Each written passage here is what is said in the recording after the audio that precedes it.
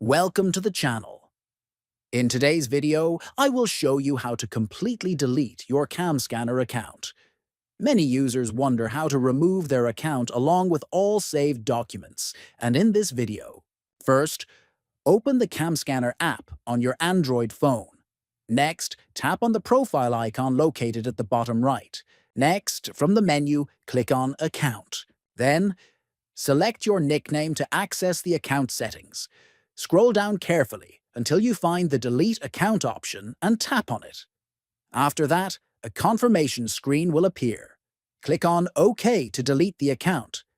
You will then see a list of your documents. Check the box labeled All to select all your files, and then click on Confirm Account Cancellation.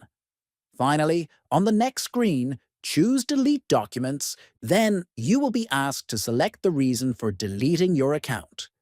Choose the appropriate reason and click on Submit to finalize the process. Remember to follow each instruction to avoid leaving any data behind. If you found this tutorial helpful, make sure to like the video, subscribe to the channel, and share it with others. Thanks for watching, and see you in the next video.